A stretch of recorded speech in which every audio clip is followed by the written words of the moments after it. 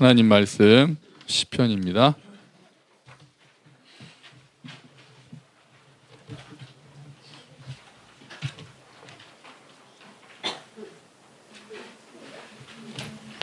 시편 50편 7절부터 14절 말씀입니다.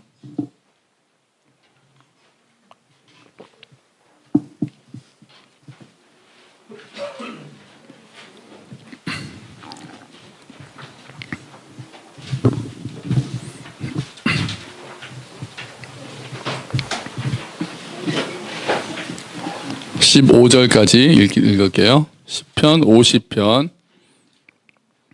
7절부터 15절까지입니다.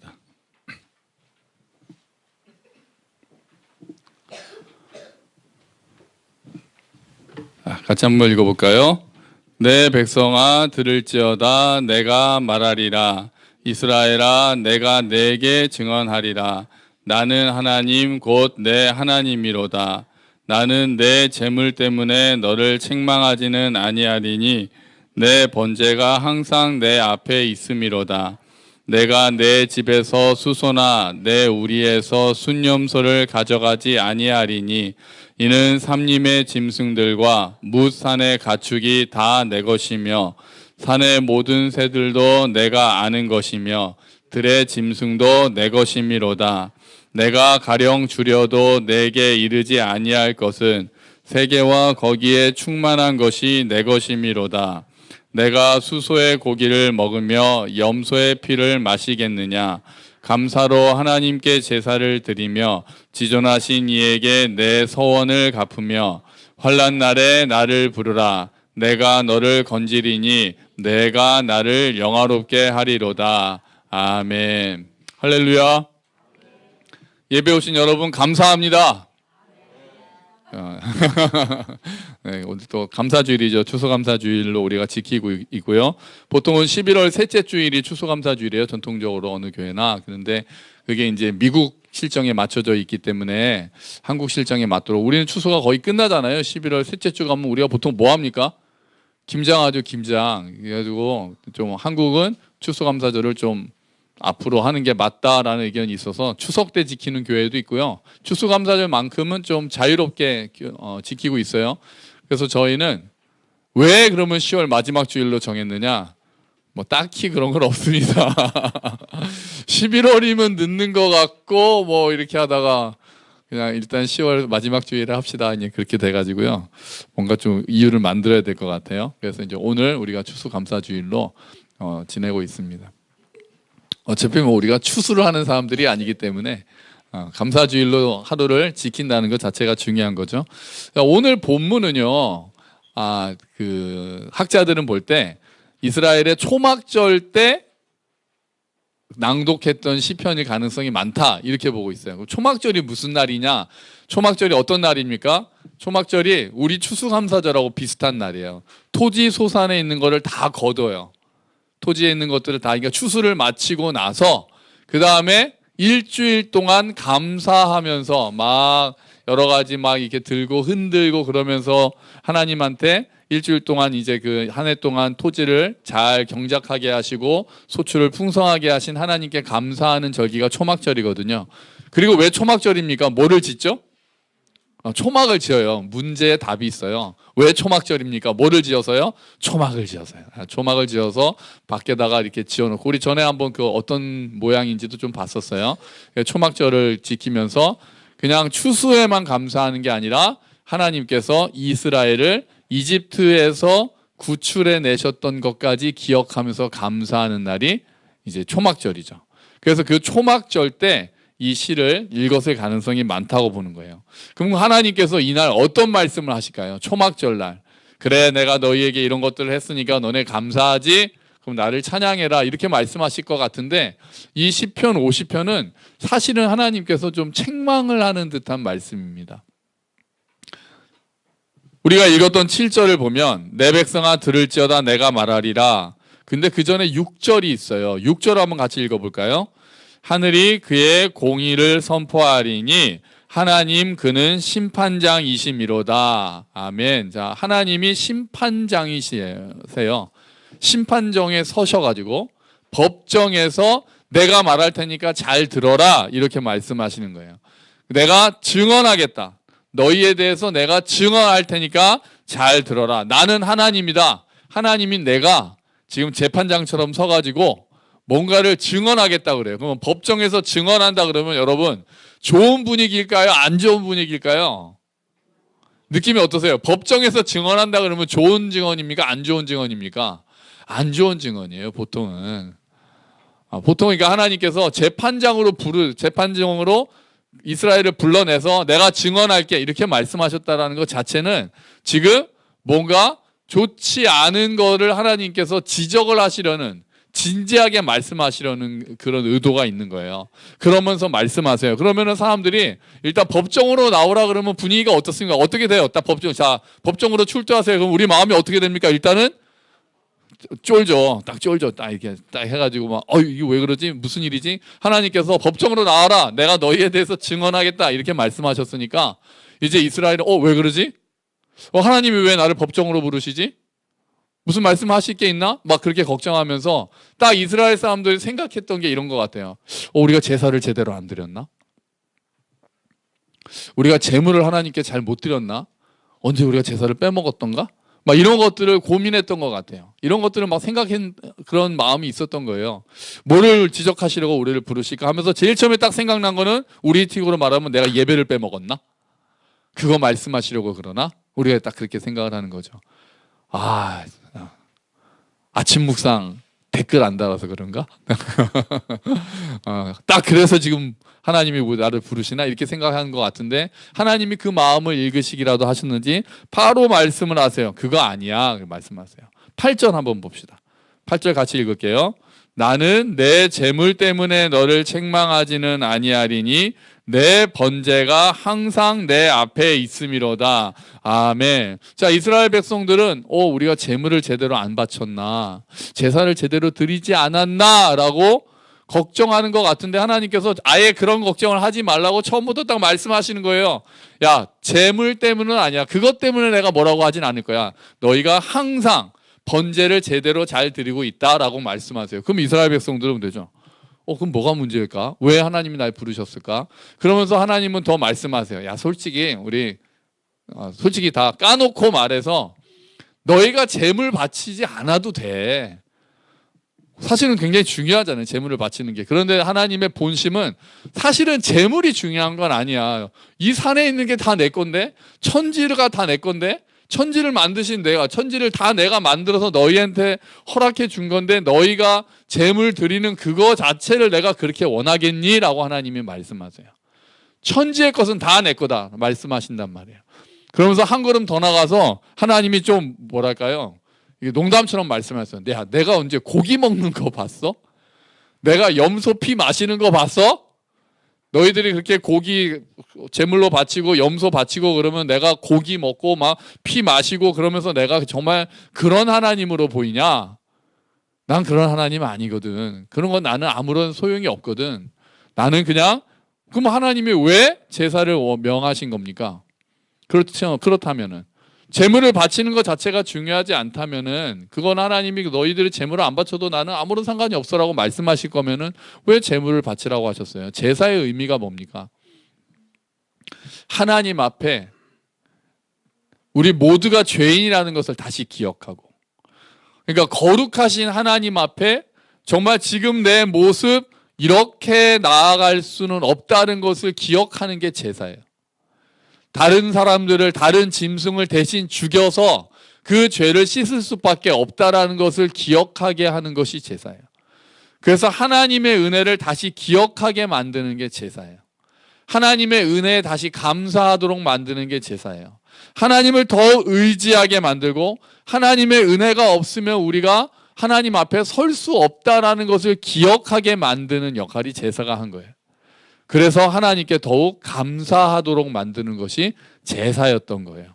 그럼 하나님이 왜 지금 이스라엘을 나무라시는 거죠? 그렇게 하나님의 은혜에 감사하고 우리가 죄인이라는 걸 고백하고 하나님의 은혜 아니면은 하나님 앞에 설 수도 없다는 것을 기억하게 하는 그 제사, 더욱 하나님을 의지하게 하고 하나님께 순종을 결단하게 하는 그 제사, 하나님께 더욱 감사하게 하는 그 제사였는데 어느새 이 제사가 형식적으로 바뀌었기 때문에 하나님께서 이제 나무라고 계시는 거예요. 제사가 멈추진 않았어요. 아까 그랬잖아요. 번제가 항상 내 앞에 있다.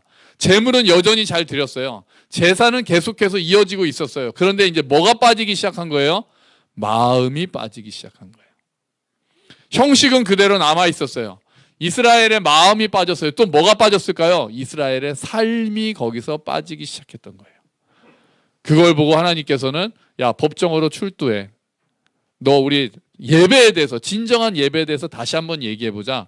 하나님은 그렇게 말씀하시는 거예요. 지금으로 따진다면 어떤 거예요? 예배는 안 빠지는 거예요. 주일 성수 꼬박꼬박하고 아침 묵상도 하고 헌금도 잘하고, 자, 우리가 다 그렇게 하는 거예요. 다 그렇게 하는데 우리가 어느 순간에 마음이 빠진 채로 습관적으로 하기 시작하면, 더 나아가서 우리의 삶이 하나님과는 관계없는 삶을 살고 있다면 우리가 아무리 열심히 제사를 드려도 하나님께서 어디로 부르신다는 거예요? 법정으로 나오세요. 이렇게 귀하를 법정 출두를 명합니다. 이렇게 되는 거예요. 우리의 삶이 하나님의 말씀을 듣고 그 말씀을 더 의지하려는 마음이 없고, 하나님의 은혜에 더 감사하고 오늘 예배를 통해서 다시 나에게 주신 은혜를 기억하고 하나님 앞에 감사하고 말씀을 묵상하고 내 삶에 적용하려고 노력하고 때로는 고민하고 몸부림치고 그게 잘 안 돼서 하나님 앞에 다시 한번 눈물 흘리면서 나아오고, 이런 삶의 과정들이 빠져 있다면, 그리고 나오면서 우리의 마음이 오늘도 예배하러 오게 하신 하나님 감사합니다, 이런 마음을 가지고 우리가 앉아서 오늘 또 나에게 주시는 말씀은 어떤 말씀입니까? 또 찬양할 때 우리가 마음을 다해서 정말 장미꽃, 장미꽃도 감사, 가시도 감사, 그런 찬양을 부르면서 내 마음에 그래 맞아, 모든 것이 하나님의 은혜야라고 그 말씀과 그 찬양 속에 내가 들어가서 마음을 그 안에 넣지 않는다면 하나님께서는 이리 오세요, 법정으로 오세요, 이렇게 말씀하신다는 거예요. 그게 이스라엘의 태도랑 오늘 이스라엘의 태도랑 크게 다르지 않다는 거죠. 그래서 하나님께서 결국 이스라엘에게 원하시는 건 뭡니까? 그게 14절이에요. 14절입니다. 자, 같이 한번 읽어봅시다. 감사로 하나님께 제사를 드리며 지존하신 이에게 내 서원을 갚으며. 자, 감사로 하나님께 제사를 드리라가 첫 번째 하나님이 말씀하신 거예요. 감사로 제사를 드려라, 이렇게 말씀하세요. 감사로 제사를 드리라는 건 무슨 뜻일까요? 제물을 드릴 때 감사하는 마음을 잊지 마라. 그러니까 우리가 헌금을 할 때요, 여러분 뒤에 오시면 이렇게 헌금 봉투를 넣으시잖아요. 근데 우리가 습관적으로 지갑 꺼내가지고, 예전에는 헌금을 미리미리 준비해서 그렇게 많이 했잖아요. 꼭 헌금은 무조건 새 돈을 찾아서 하시는 분들도 계셨고 지금도 계시는 것 같아요. 또 헌금은 옛날에는 다리미로 다려서 헌금하시는 분들도 그런 마음도 있었다 그러더라고요. 그래서 그걸 너무 소중하게 하나님 은혜에 감사합니다. 근데 우리가 어느 순간에 그래서요, 11조를 자동이체로 하면 어떻냐라는 의견이 나온 적이 있어요. 11조를 자동이체로. 여러분 어떻게 생각하세요? 그러니까 요즘은 연봉제니까 보너스도 잘 없으니까 이게 매월 받는 그 급여가 같단 말이에요. 그러면 11조를 자동이체하는 거예요. 권장합니다. 저는 그 회사에 연락을 해서 원천징수, 그래서 띄고 월급을 주는 걸로 한번 하자 그러고 이렇게 얘기를 하고 싶습니다만, 자동이체할 때 문제가 뭡니까? 마음이 빠질 가능성이 있어요.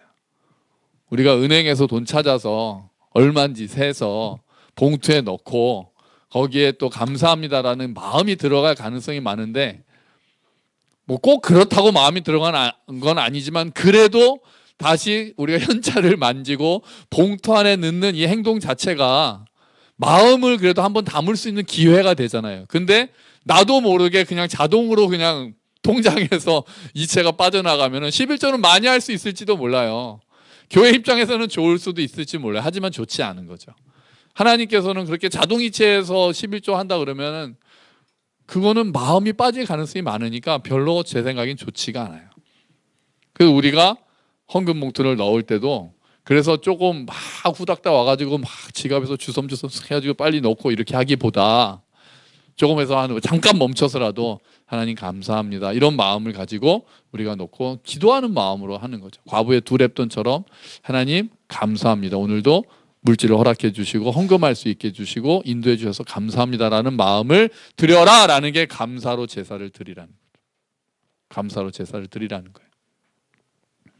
그런데 이 감사로 제사를 드리라는 거를 공동 번역이라는 성경에서는 좀 더 한 발 더 나가서 번역을 합니다. 여러분 주보에 보시면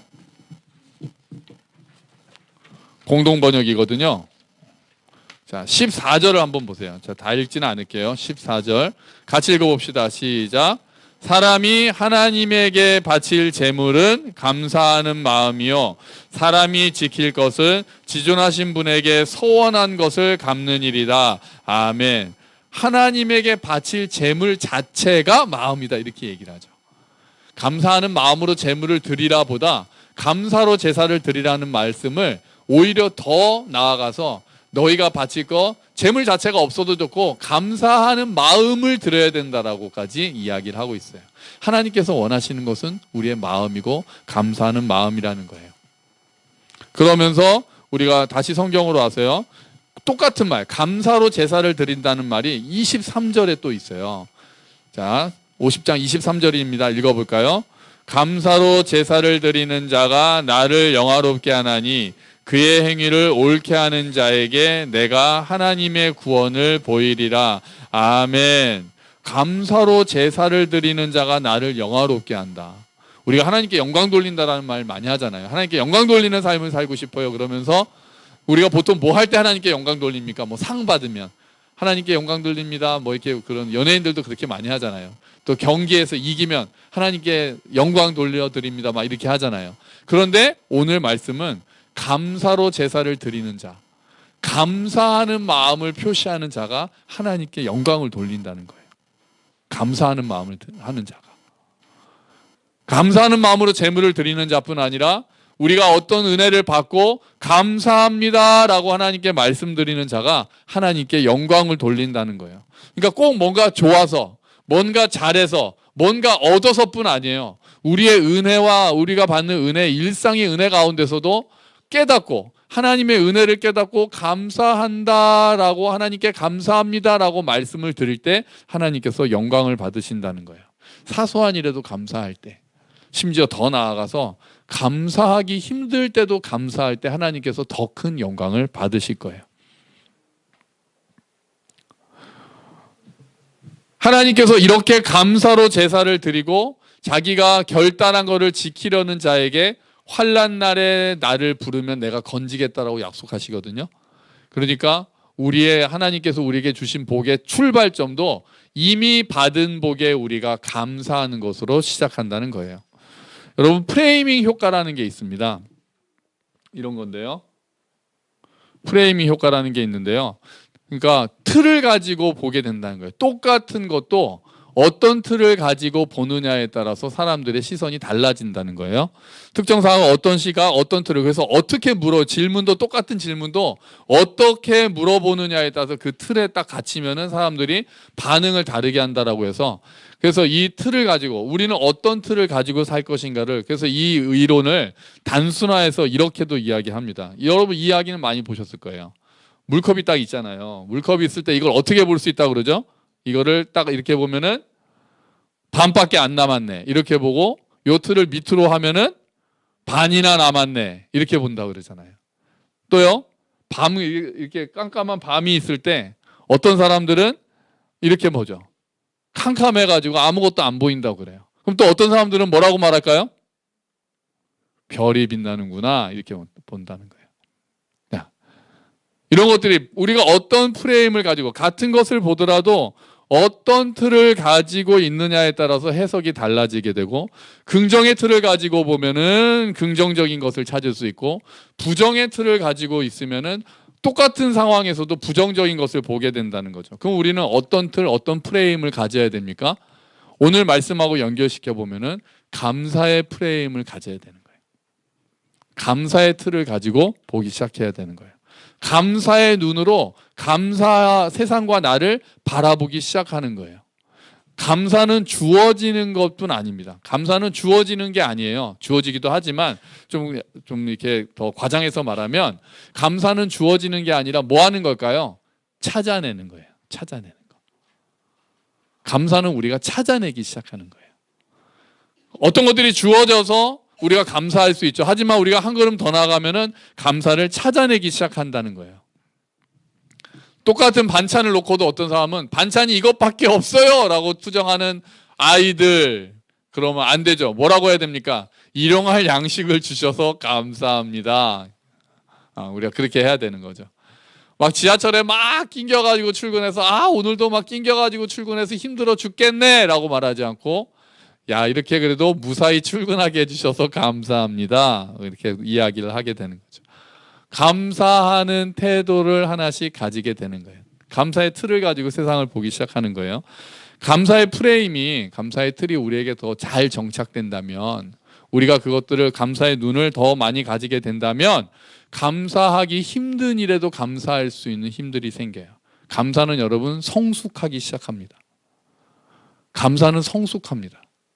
처음에는 감사할 것들만 감사하기 시작하는데 우리가 점점 더 성숙해지면은, 감사가 성숙해지면은 감사하기 힘든 일이 닥쳤을 때도 감사를 시작하게 됩니다.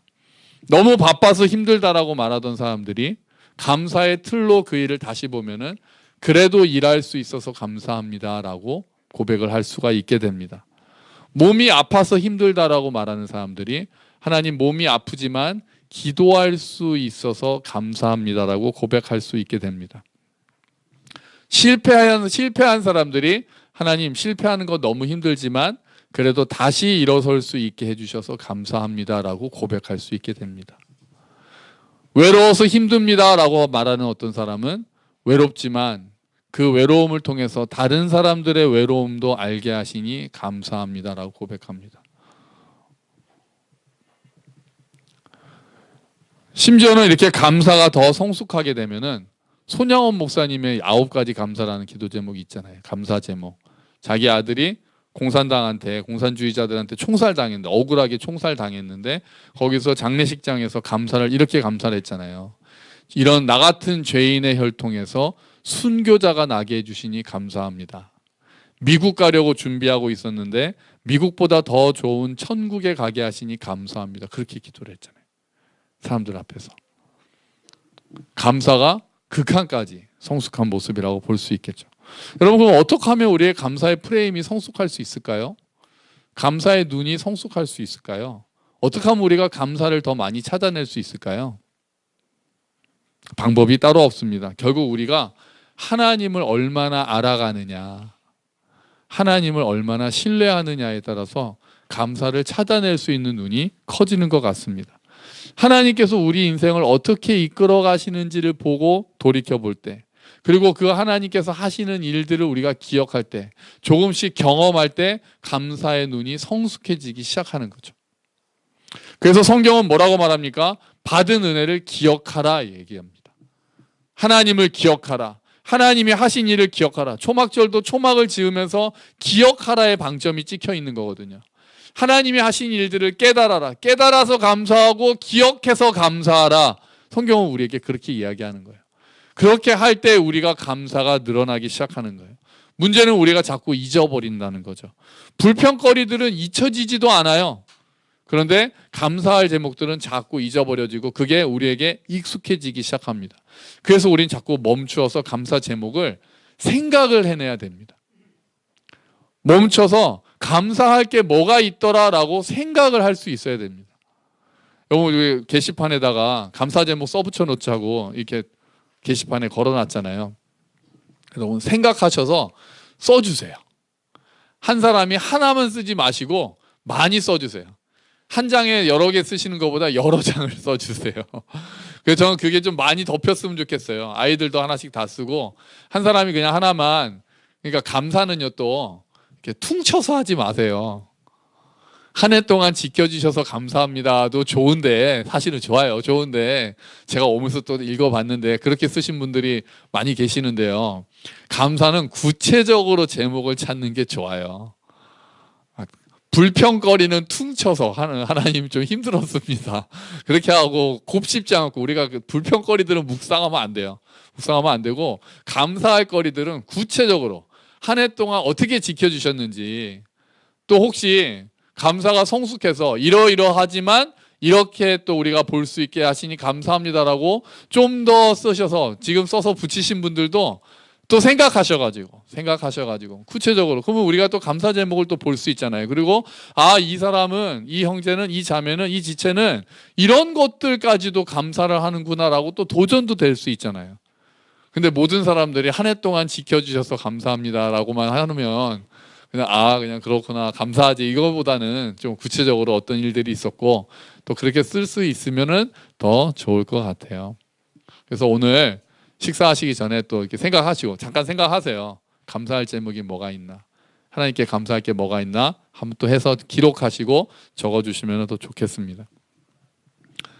어떤 사람이 꿈에 천국을 갔대요. 천국을 갔는데 천국에 가서 천사 안내를 받아가지고 어떤 빌딩을 들어갔더니 인간들하고 소통하는 그런 건물이었대요. 그러니까 막 그 부서가 있는 거예요. 천사들도 일하나 봐요. 천사들이 일하는데 굉장히 바쁜 부서가 있었어요. 바쁜 부서가 무슨 부서냐 그랬더니 접수부였어요. 접수부는 기도를 접수하는 부서예요. 사람들이 하도 기도를 많이 하니까 이것도 해주세요, 저것도 해주세요. 그리고 기도가 밑에서 계속해서 올라오니까 그거 처리하느라고 접수받는 일이 너무나도 바빴던 거예요. 천사들이 그렇게 소개를 하는 거예요. 여긴 접수부다. 지금 세상에서 올라오는 기도를 다 접수하는 곳이다. 그래서 그렇군요. 그래서 이제 옆방으로 갔어요. 옆방도 엄청 바빠요. 옆방은 뭐 하는 곳입니까 했더니 발송부래요. 발송부. 기도 오면 응답도 발송하고 기도하지 않은 그런 복까지도 막 발송하는 부서래요. 그래서 발송부도 이렇게 바쁘나, 천사들이 정신없어요. 막 기도에 응답하는 것들도 주기도 바쁜데 또 기도하지 않은 것들까지도 이렇게 내려주려니까 바빠요. 정신이 없었어요. 근데 옆방에 갔어요. 옆방에 갔더니 굉장히 한가해요. 천사 한 사람이 일 다 해도 놀면서 가끔 뭐가 띵 오면은 일해요. 거기가 무슨 부인지 아세요? 확인부예요. 확인부는 복을 받은 사람들이 그걸 밑에서 확인해주면 그게 올라오는 거예요. 근데 확인해주는 사람이 별로 없어서 한가하다는 거예요. 그럼 어떻게 하면 확인합니까? 그랬더니 감사합니다라고 그러면 확인 신호가 오는데 감사를 별로 안 해가지고 확인이 그렇게 잘 안 된다는 거예요. 여러분 감사 많이 하세요? 감사는 태도인 것 같아요. 삶의 태도. 감사를 하는 것과 어떤 사람은 그래서 감사를 많이 하는 분이 계시고 똑같은 일에도 감사를 성숙하게 찾아내시는 분들이 계세요. 여러분, 우리는 입술에서 감사의 말이 많이 나오는 사람들입니까? 아니면은 감사라는 말은 당연하니까 안 합니까?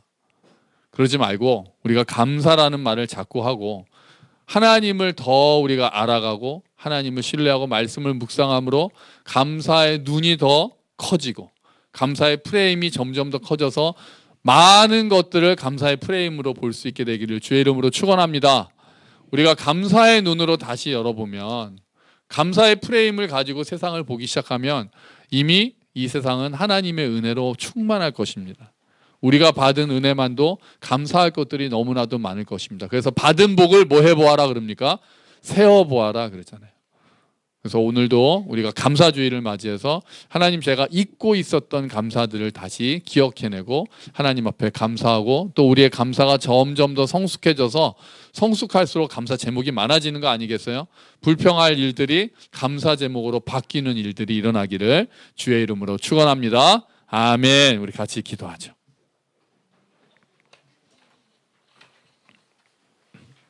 하나님, 오늘 주어진 말씀을 놓고 기도합니다. 감사하는 자들 되게 하여 주시옵소서. 같이 기도합시다. 주여,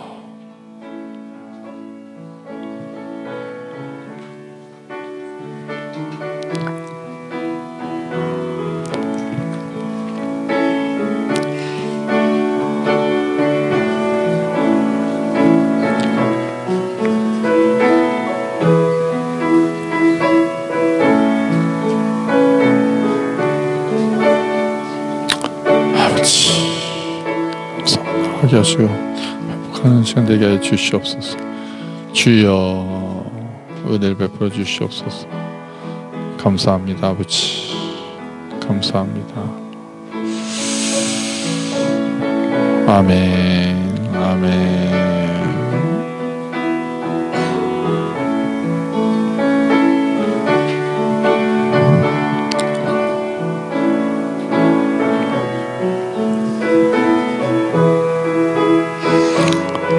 아멘. 감사합니다. 주여.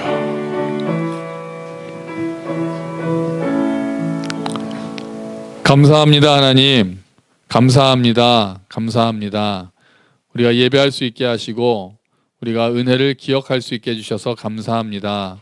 하나님, 우리의 입술에 감사가 넘치는 입술이 되기를 기도합니다. 우리가 하나님께서 일하시는 것들을 더 많이 알게 되고 우리가 때로는 불평할 것들이 분명히 있지만 그 안에 숨어있는 감사 제목들을 찾아내고 그 일들을 통해서 하나님께서 결국은 선하게 일을 행하실 것을 믿고 감사하는 우리가 될 수 있도록 주님 은혜를 베풀어 주시옵소서. 우리의 감사가 점점 더 성숙하기를 기도합니다.